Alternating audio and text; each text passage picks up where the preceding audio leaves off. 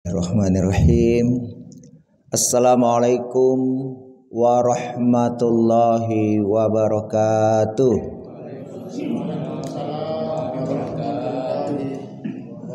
Alhamdulillahilladzi hadana lihadza wa ma kunna linahtadiya laula an hadanallah laqad ja'at rusulu rabbina bil haqq wa nudu antilkumu jannatu uristumuha bima kuntum ta'malun.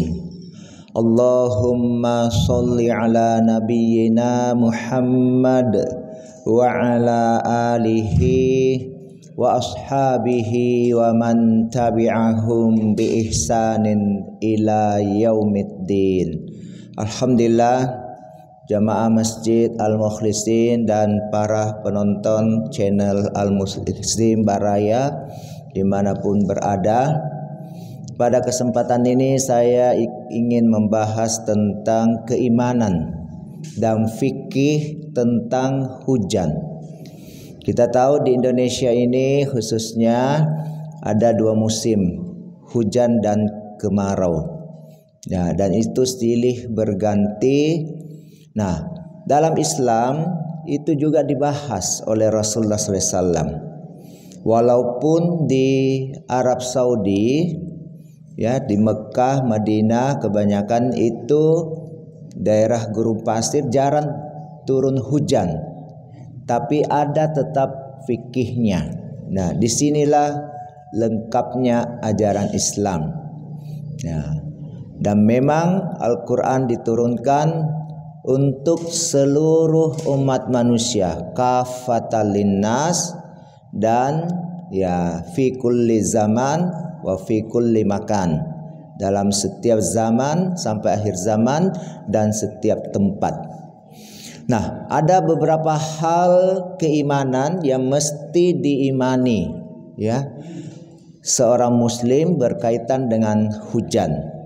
Yang pertama, tidak ada yang mampu menurunkan hujan melainkan Allah Subhanahu wa taala.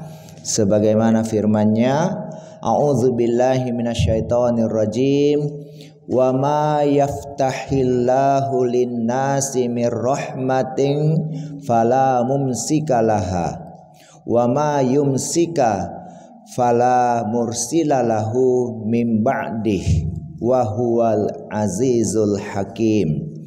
Apa saja yang Allah anugerahkan ya atau turunkan kepada manusia berupa rahmat, maka tidak ada seorang pun yang dapat menahannya. Dan apa saja yang ditahan oleh Allah Subhanahu wa taala, maka tidak seorang pun yang sanggup ya melepaskannya sesudah itu. Dan dialah Allah yang maha perkasa lagi maha bijaksana. Ini dalam surah Fatir surah ke-35 ayat 2. Nah, Al-Qurtubi mengatakan bahwa sebagian ulama seperti penulis tafsir Al-Jalalain ya menafsirkan rahmat dalam ayat di atas itu dengan hujan atau rezeki ya minas sama. Mereka mengatakan hujan atau rezeki yang Allah datangkan pada mereka tidak ada satupun yang dapat menahannya. Jika Allah menahannya untuk turun, maka tidak ada seorang pun juga yang dapat menurunkan hujan tersebut. Terus ada pula ulama yang memaksudkan rahmat di sini dengan diutusnya Rasul. Ya, karena Rasul itu adalah ya, membawa rahmatan lil alamin ya untuk seluruh alam. Wa ma arsalnaka illa rahmatan lil alamin.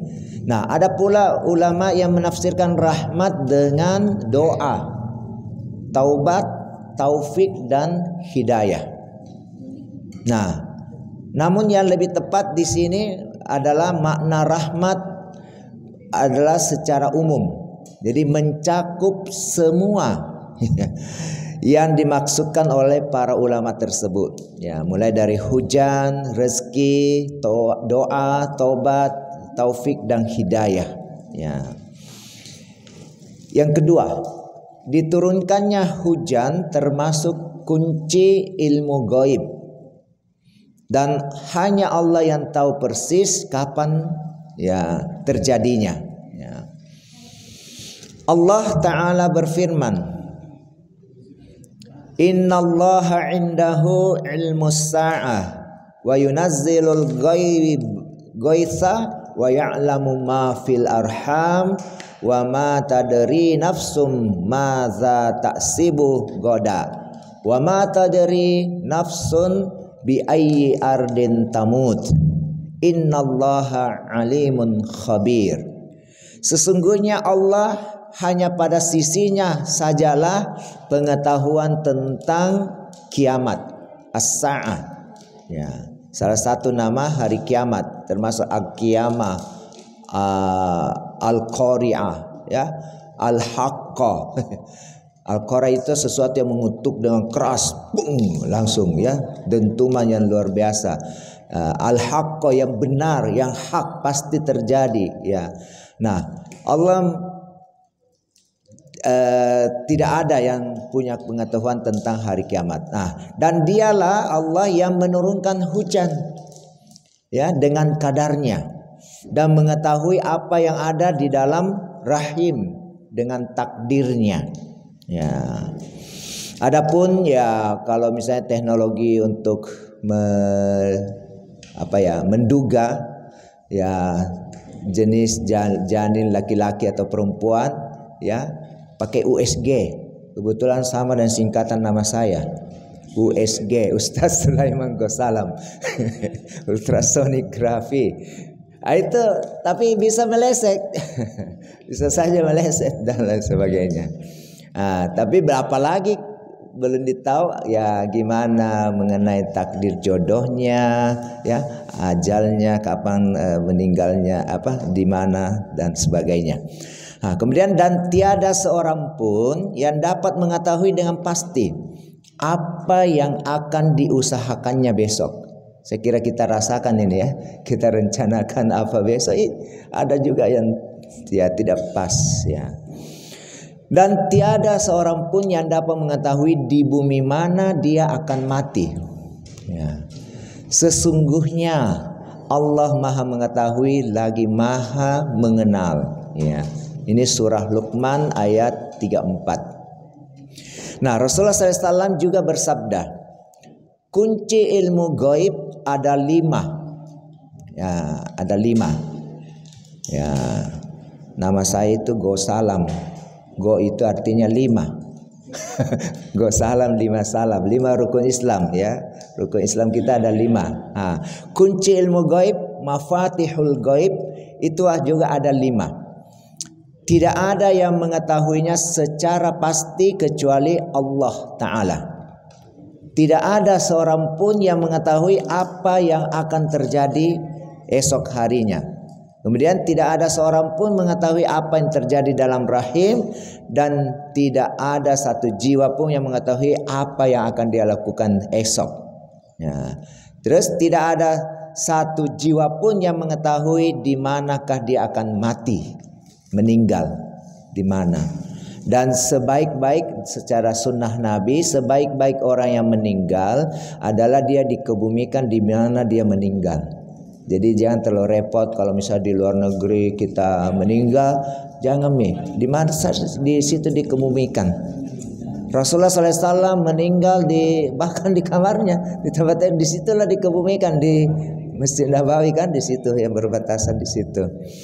Nah, terus tidak ada seorang pun yang mengetahui kapan turunnya hujan. Ya. Nah, kemudian Qatadah mengatakan tidak ada seorang pun yang mengetahui kapankah diturunkannya hujan, malam ataukah sore atau siang ya.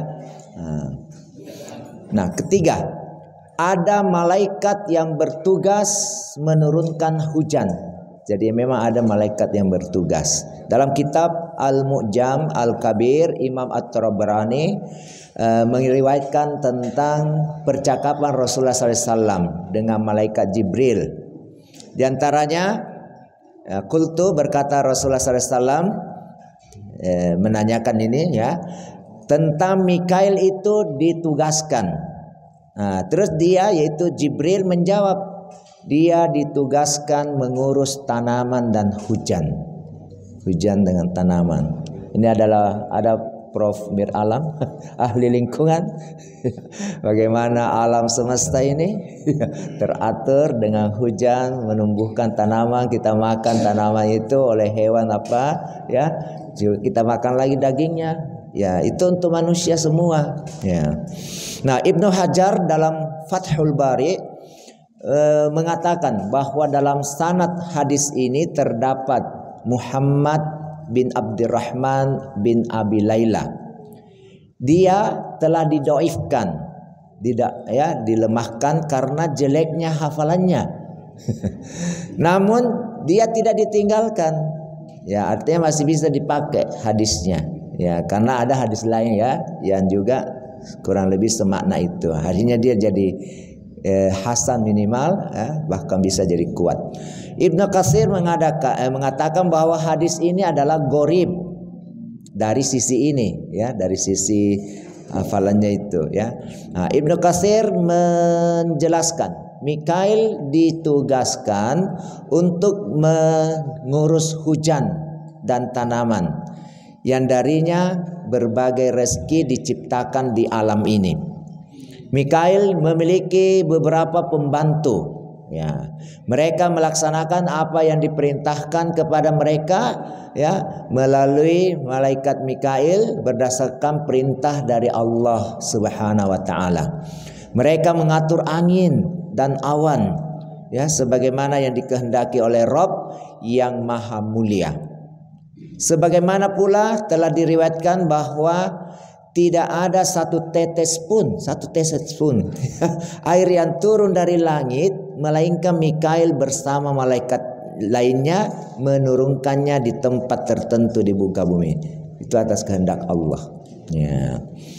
Saya kira sudah merasakan bagaimana luar biasanya musim kemarau juga.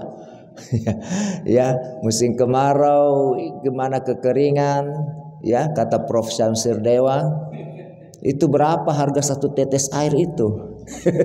saking berharganya. Wa ja'alna minal ma'i kullah syai'in hayy, ya, dan kami jadikan dari air itu setiap yang hidup, ya, butuh air. Yang keempat, turunnya hujan itu telah ditulis di Lauhil Mahfuz. Ya. Kejadian apa saja yang terjadi di muka bumi ini telah diketahui dan ditakdirkan oleh Allah Subhanahu wa taala. Termasuk dalam hal ini adalah diturunkannya hujan, kapan terjadinya, di mana diturunkan, berapa intensitasnya, dan bagaimana dampak dari hujan tersebut. Itu. Nabi SAW bersabda, saya langsung saja artinya, Allah telah mencatat takdir setiap makhluk, ya, semua yang selain Allah, ya, itu namanya makhluk, ya, itu 50.000 tahun sebelum penciptaan langit dan bumi. Bayangkan, luar biasa, ya. Nah, beliau SAW juga bersabda, sesungguhnya yang pertama kali Allah ciptakan adalah kalam. Ya. Lalu Allah firmankan padanya, tulislah, pena itu, qalam, nun wal qalami wa ma yasturun. Nun itu kan begini, baru ada titik di atasnya, seperti tempat tinta. Setiap tulisan kita pasti dimulai dengan satu titik. Mana ke arah mana goresannya, tulislah. Nah, qalam mengatakan, apa yang akan aku tulis? Allah Subhanahu wa taala berfirman, tulislah berbagai takdir dari segala sesuatu yang akan terjadi hingga hari kiamat. Ya, itu sudah ada. Ya, jadi itu tidak ada yang luput dari ya pengetahuan Allah, kehendak Allah.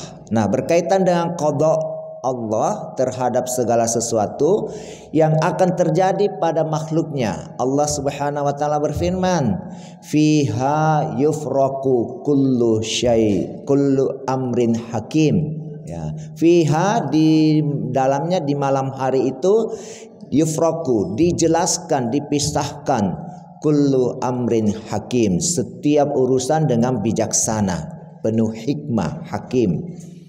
Nah, ini dalam surah Ad-Dukhan ayat 4. Jadi malam yang dimaksudkan di sini adalah Lailatul Qadar, malam penentuan.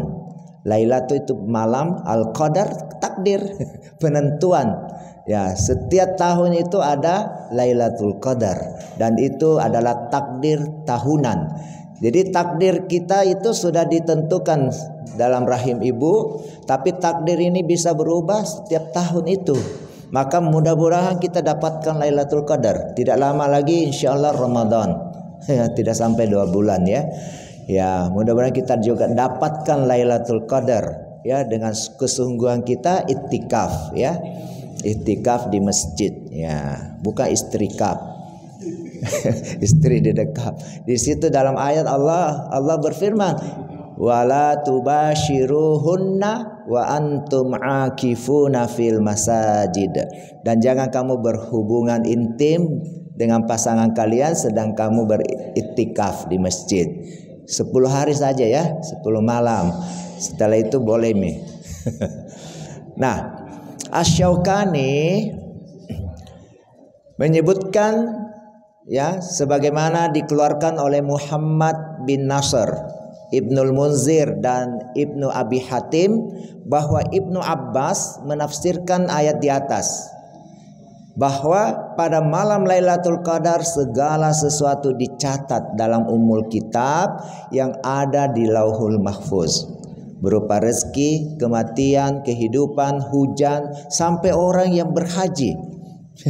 Yaitu si fulan akan berhaji ya, dan si fulana akan berhaji, siapa-siapa. Makanya ya jangan pesimis, daftar saja haji. Ada yang mengatakan, wah saya sudah daftar, kalau lihat antriannya itu 30 tahun. Di Makassar ya 32 sekitar itu. Padahal umurnya sudah 60. Bagaimana itu? 60 lebih bahkan.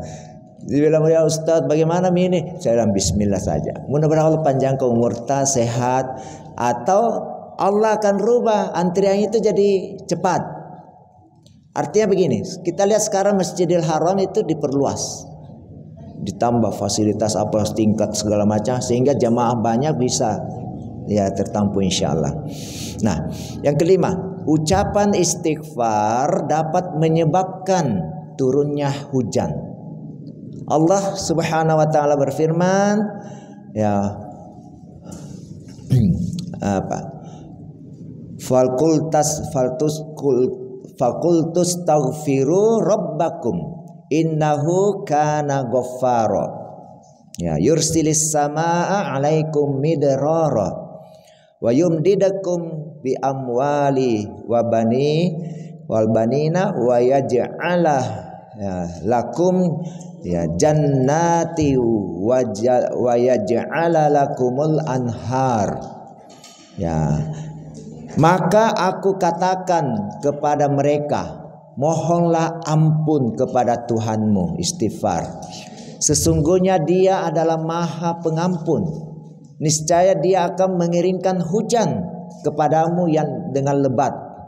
Ya, dan membanyakkan harta dan anak-anakmu, dan mengadakan untukmu kebun-kebun, ya, dan mengadakan pula di dalamnya untukmu sungai-sungai. Ini dalam surah Nuh ayat 10 sampai 12. Kemudian terdapat sebuah asar dari Hasan Al-Basri rahimahullah ya, bahwa sesungguhnya seseorang mengadukan kepada Al-Hasan tentang musim paceklik ya yang terjadi. Lalu Al-Hasan menasihatkan, beristighfarlah Ya, mohon ampunlah kepada Allah. Ya, jadi bacanya jangan istighfar, tapi astaghfirullah, ya.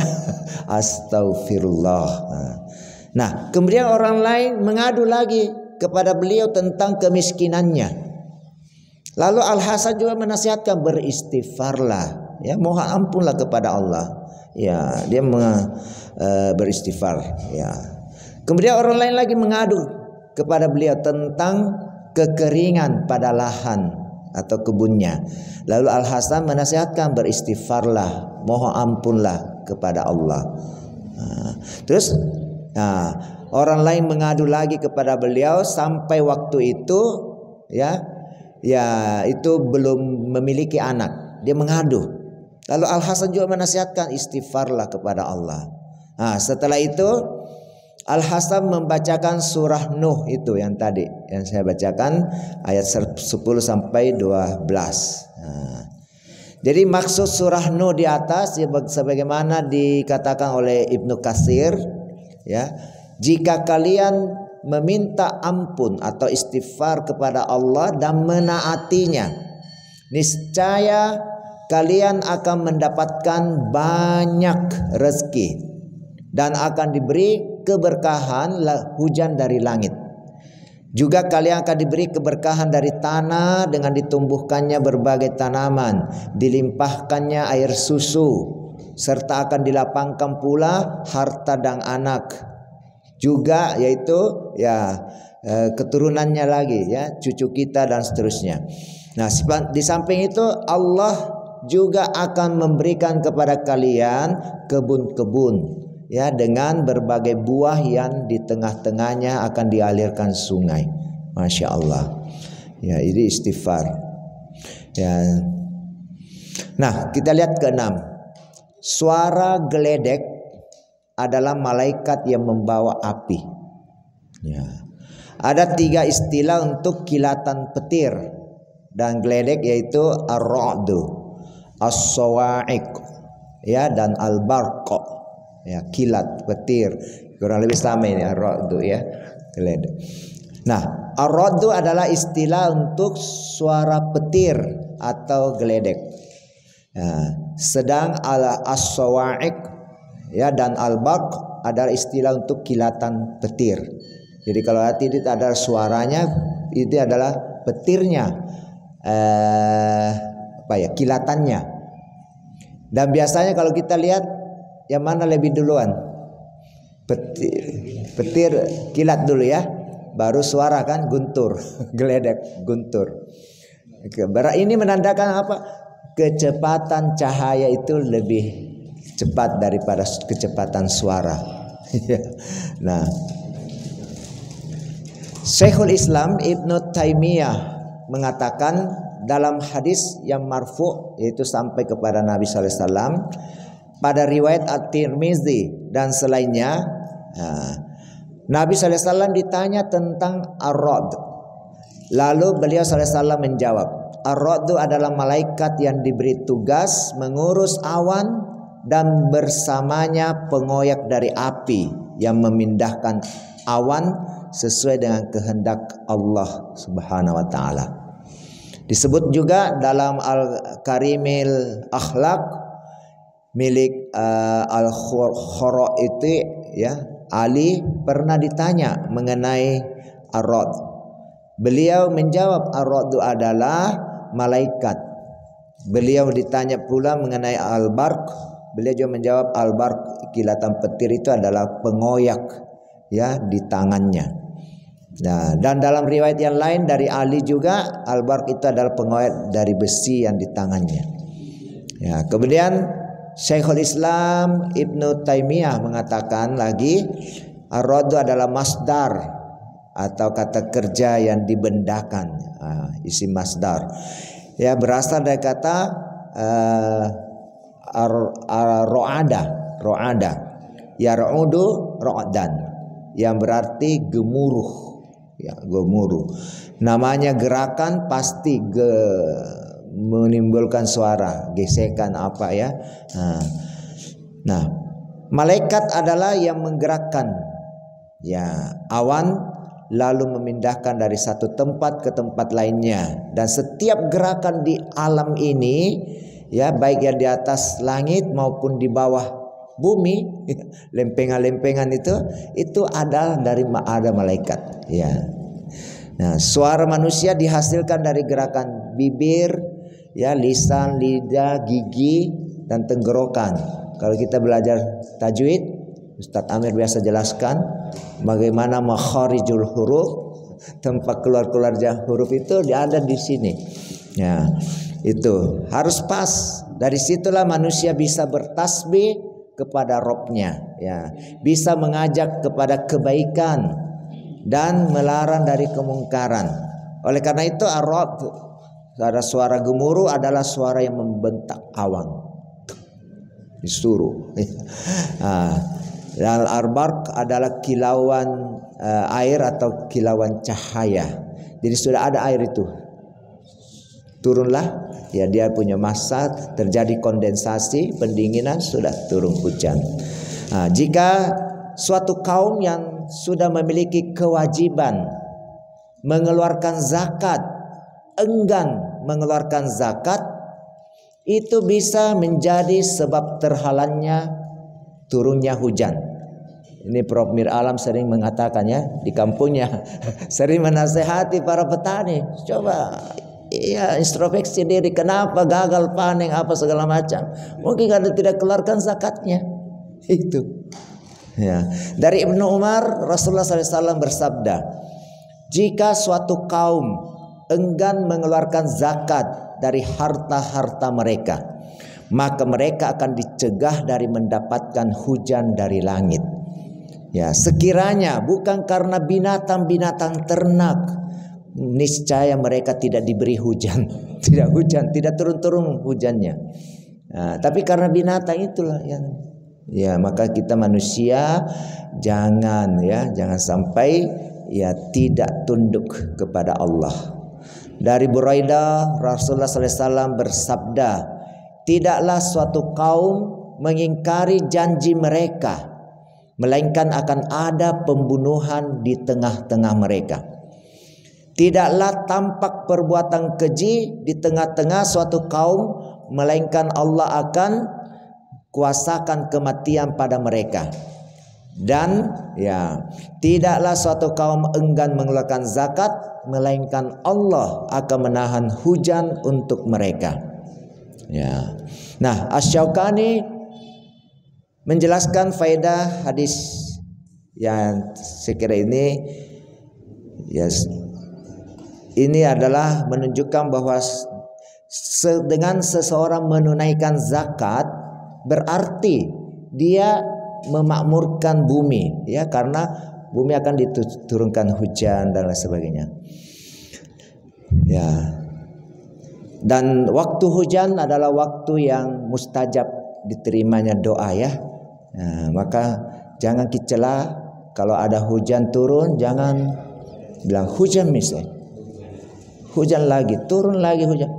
Syukur itu ada turun hujan. Maaf.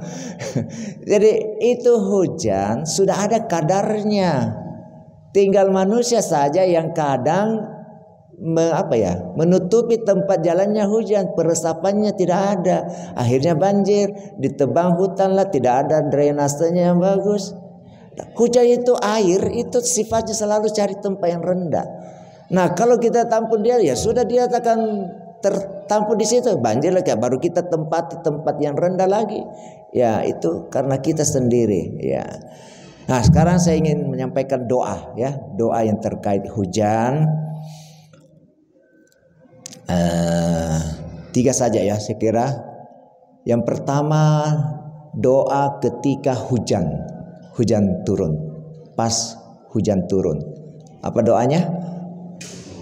Allahumma shayyiban nafi'ah, ya. Allahumma shayyiban nafi'ah. Ya Allah, Allahumma, ya Allah, shayyiban, curahkanlah, ya, hujan, ya, nafi'an, yang bermanfaat, yang tidak membawa petaka, musibah, ya, tidak jadi banjir, tidak jadi apalah, ada orang yang konslet ya, karena ya bisa ada listrik apa segala macam lah ya itu. Jadi hujan bermanfaat. Nah sekarang bagaimana kalau hujannya itu apa ya, keras, deras sekali sampai banjir? Ya bisa saja kita berdoa, Allahumma hawalaina wala alaina. Itu saja yang pendek. Allahumma hawalaina wala alaina. Ya Allah, curahkanlah hujan itu di sekitar kami, di tempat-tempat lain yang sekitar kita. Jangan juga bilang jangan turunkan hujan, karena itu kodratnya hujan akan turun. Cuma kita minta ya pindah ke tempat di lembah-lembah, gunung, di apalah ya, danau, di laut ya. Itu wala alaina, jangan atas kami yang menyebabkan sudah banjir ini. boleh kita berdoa kalau gitu ya. Selain kita berdoa, doa istisqa kan, salah istisqa itu minta hujan. Nah, kemudian doa setelah hujan, apa doanya setelah hujan? Ya, mutirna bifadlillahi wa rahmatih. Mutirna, kami telah diberi curahkan hujan bifadlillah, karena karunia Allah, dengan karunia Allah, wa rahmatih, dan rahmatnya. Jadi hujan itu rahmat loh. Jadi jangan mengeluh. Justru kita merasa susah kalau tidak hujan. Kemudian kalau hujannya lebat betul apa segala macam, boleh azan kita itu dirubah, bukan lagi hayyalas salat ya, tapi sallu fi rihalikum atau sallu fi buyutikum. Salatlah di tempat-tempat istirahat kalian, tempat kamu menetap, atau di rumah-rumah kalian. Ini kalau hujan keras yang memang kita tidak bisa tembus. Jangan hujan kecil tidak ke masjid, tidak salat berjamaah ya, bukan. Tapi karena memang kalau di padang pasir itu ketika hujan lebat longsor sudah itu apa, jalan becek sekali dan longsor itu pasir ya, padang pasir itu. Ya, sama dengan kita mungkin kalau tidak bisa. Saya kemarin waktu banjir ini tidak bisa lewat ke sini. Kalau lewat pakai mobil sudah masuk air juga ke mobil karena sampai ke lutut. Waduh, luar biasa ini lutut sampai Pak. Ya akhirnya saya ya, kalau saya gitu saya katakan di rumah kita harus berjamaah saja di rumah ya, dengan keluarga. Itu kondisi darurat. Saya kira inilah yang saya sampaikan ya, mudah-mudahan kita bisa memahami hujan ini dengan baik dan kita amalkan dalam kehidupan kita sehingga jadi pahala. Setiap musim hujan pun ya membawa ibadah dan pahala bagi kita. Hadanallahu wa iyyakum ajma'in. Wabillahi taufik wal inayah. Wassalamualaikum warahmatullahi wabarakatuh.